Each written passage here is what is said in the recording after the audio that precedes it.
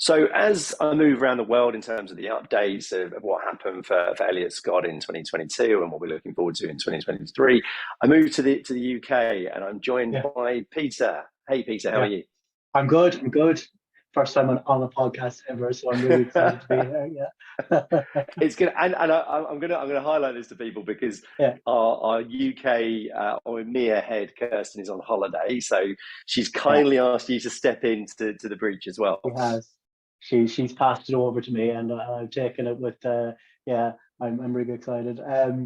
So yeah, That's very cool. yeah. I've been with Elliot Scott just over nearly a year and a half now. So I work on the financial services side. Yeah. Yeah, excellent. And in terms of sort of we'll move straight into actually, in terms of the trends from sort of last year, as somebody that was sort of, I suppose, in the weeds, as it were, in terms of the hiring, what did you see happening last year? Yeah, so last year was the busiest market I've ever seen. I Right. think that the focus was certainly more on delivery as opposed to outbound work. It was definitely very much high volume. We did see a slight drop off in Q4. Um, Not as much on my side, on the buy side. So I particularly focus on more hedge funds, asset managers, private equity. Yeah. I think a lot of the Q3 work carried through to Q4. But overall, yeah, 2022 was definitely the busiest year I've ever seen. Yeah, and I agree. I would sort of back that up from what I saw in terms of sort of the sort of stats and job numbers Yeah, that especially the first 9 months of last year were yeah, crazy busy. I don't know about you, but again, from what people were telling me, there was candidates for multiple offers. You talk to someone, especially in sort of March, April time, and they go, "Yeah, I'm in a process with like three or four things." yeah. Speed was really one of the key topics that we had to sort of communicate with clients through 22. And the majority of clients would have known this already because I think they through potentially losing candidates in process because of Yeah, long interview sort of stages. A lot of clients were educated on that previously, but some clients we definitely had to share the urgency, particularly with more so actually on the junior side, I would say. Junior yeah. candidates looking for that uplift were in multiple processes at the same time. Yeah, totally agree. And sort of then sort of moving onwards, sort of 2023, are you sort of seeing similar trends, or what are you expecting over the course of this year? Yeah, I think Q4 again. There was a slight dip in Q4. Some of the work in Q3 carried to Q4, and we're just seeing that come to fruition now. So what I saw in Q4 was maybe a little bit of hesitancy to actually execute on the roles they had, whereas now that Yeah, financial results have come out, particularly on the buy side, those roles have been executed or are at least going live now. So that's probably the main difference I've seen from a client side between Q4 and Q1 this yeah. year. Yeah, Um, I definitely think that it's an interesting one, isn't it? I was chatting to someone on the buy side just the other week actually, and they were yeah. saying that they're going to have less volume, but they want to Mhm. increase the quality now. So that they were very cognizant. I think that last year felt like a bit of a manic year where they were just Yeah, bums on seats is the wrong term, but yeah, I think it works well in terms of what we're trying to say. But this year, they really want to focus and make sure they're going to market, mapping properly, getting the right people in a sort of shortlist process, and yeah, focus on that quality. yeah. There's definitely an increase on the focus on the quality of the candidates, but also I would say an increase on utilizing what they have already, not just from a candidate perspective, but also I have seen some trends with specific companies who are utilizing things like talent marketplace systems. So rather than hiring somebody in to do a specific job, that they're looking at their own capabilities and seeing can they utilize what they already have before going to market because there's a high return on interest or investment on that if they can do it. Yeah, and that's definitely true. I think the more I talk to people, that sort of org restructure piece is happening where people are sort of saying, look, can we utilize this person in maybe a different capacity? Are they fit for purpose in the role that they're in, or are they busy enough? And I think that's definitely something that we'll see. With regards to the big topic of last year, I think, especially the start of the year, was sort of Yeah, hybrid working and yeah, three. Is it 3-2? Is it 2-3? How yeah. does it work? What are you seeing now as the market shifted slightly? Are you still seeing that sort of 3-2 model? Um, well, I'll start from the candidate side to try and answer the question, because I think from in Q4, in Q3 and Q4 last year, one of the first questions candidates would ask is around that hybrid piece. In Q4, that those questions started to drop off because it was almost like an assumption that, yeah, definitely I'm working 2 days from home or 3 days from home. Whereas now, I think I'm definitely seeing an increase, particularly on the buy side as well. I think last year was a lot of the banks and the sell side who were like 4 days in the office. This year, I'm seeing that happen on the buy side too. However, from a candidate perspective, I'm seeing, and this has only changed, I would say, in the last 3 to 4 weeks, a change in the top question from around a question around the hybrid model to a question around stability and how stable is this company from a financial perspective. Because on the buy side, yeah, across largely speaking, most buy side firms have done quite well, but it is still mixed. Some have done better than others. So I am seeing more junior candidates definitely performing more due diligence and wanting to know, is this company going to be making redundancies? Is it financially going to be stable for the next year?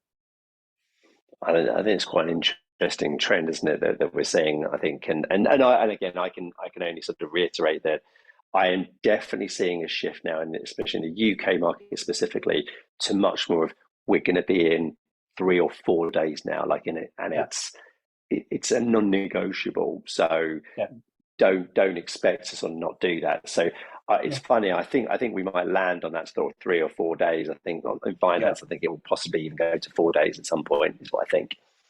Yeah, I think so, and I think there's going to be there's two sides to it. So at the moment, I think there's a sweet spot in terms of companies who want candidates in 5 days a week in the office.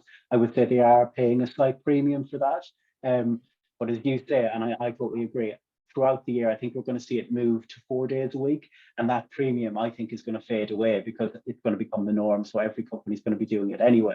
So if somebody is quite comfortable with 5 days in the week in the office, I would say, definitely look at companies who are doing that now, because those premiums, I think, will fade away. Yeah, Yeah, yeah, I completely agree. yeah. And on the reverse side of that, I just read an article on this yesterday. I think it's quite important that companies who are still doing the 2 and 3 model, or have a very flexible model, definitely advertise that, and definitely make sure they exemplify that in their offering, because I don't think it's as common as it was last year. Yeah, I think you're absolutely right. But yeah, Yeah, it's interesting just to hear sort of how the market has shifted again over yeah, the course of the last year, and also what we'll see going into this year as well. yeah, yeah, very quickly too.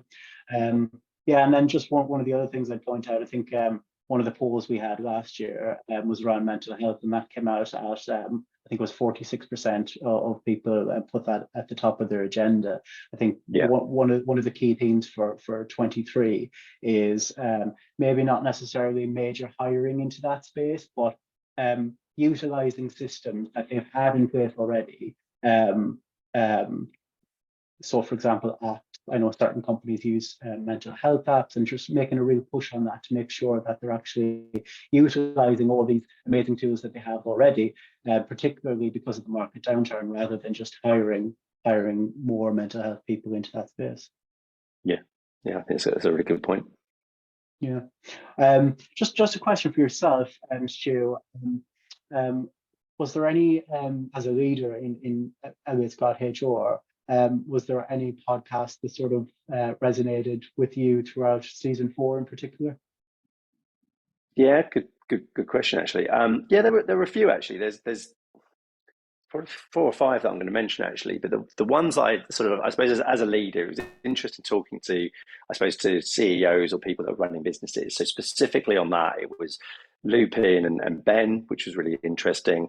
live feed as well, in terms of sort of, I suppose, taking the skills that you learn as a parent and how you can then utilize them in the workplace as well.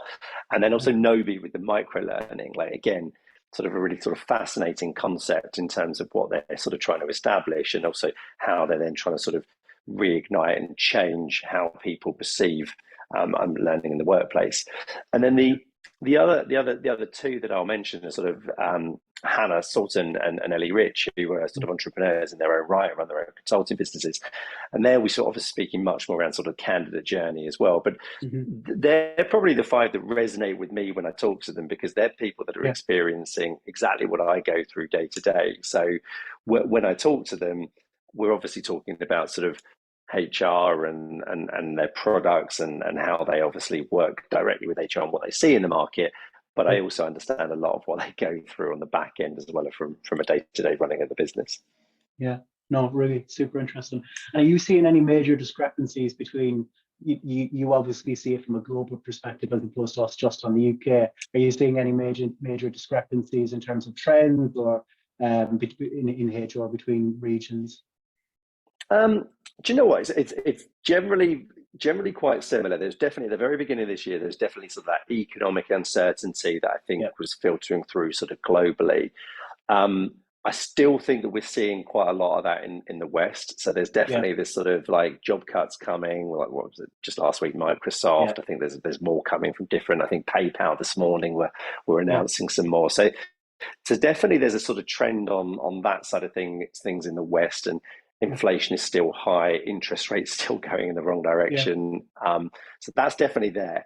In Asia, there's definitely a different sense of the market. And if you look at, again, the IMF sort of forecasting, India is forecasted to grow, I think, at just over sort of 6.1%. You've got China, which is obviously opened up, and therefore they're forecasted to grow at just over 5% again.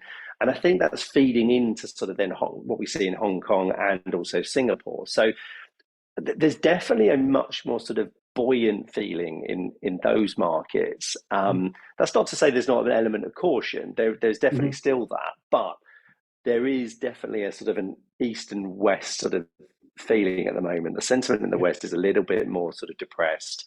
The feeling and sentiment in Asia is Chinese New Year's just happened. Look at the growth forecast, and actually this could be a really positive year. Yeah, that's really interesting, and that aligns quite well to what I'm seeing on the buy side too, where certain companies, hedge funds are maybe don't have any hires in London at the moment, no live roles, whereas in India they might for sort of 4, 5, 6 roles, and those are companies that might not have typically had offices over there previously or had a big presence in India. So yeah, it's really interesting to hear that. Agreed. Well, look, really good to talk to you today, Pete. Thanks ever so much for your time, and have a good week ahead.